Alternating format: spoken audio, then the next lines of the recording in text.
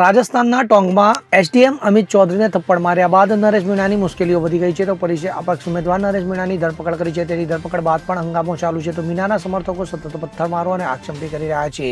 ત્યારે ભીડને કાબૂમાં લેવા માટે પોલીસે ટીયર ગેસના સેલ છોડી રહી છે તો ઉલ્લેખનીય છે કે અગાઉ ટોંક એસપી તેની ધરપકડ કરવા ભારે પોલીસ ફોર્સ સાથે આવ્યા હતા. જો કે આ દરમિયાન તેમણે આત્મસમર્પણ કરવાનો ઇનકાર કર્યો હતો. તે કહેતો રહ્યો કે જો તેની શરતો સ્વીકારવામાં નહીં આવે તો તેની ધરપકડ કરવામાં આવશે નહીં. આ પછી પોલીસે મીડિયાની સામે નરેશ મીણાને ઝડપી લીધો હતો. તો આ મામલે મુખ્યમંત્રીએ એસપી અને કલેક્ટર પાસેથી રિપોર્ટ માંગ્યો છે અને શાંતિ જાળવવા સૂચના આપી છે. તો આ સાથે મુખ્યમંત્રીએ તોફાનીઓ સામે કડક કાર્યવાહી કરવાનો આદેશ પણ આપ્યો છે.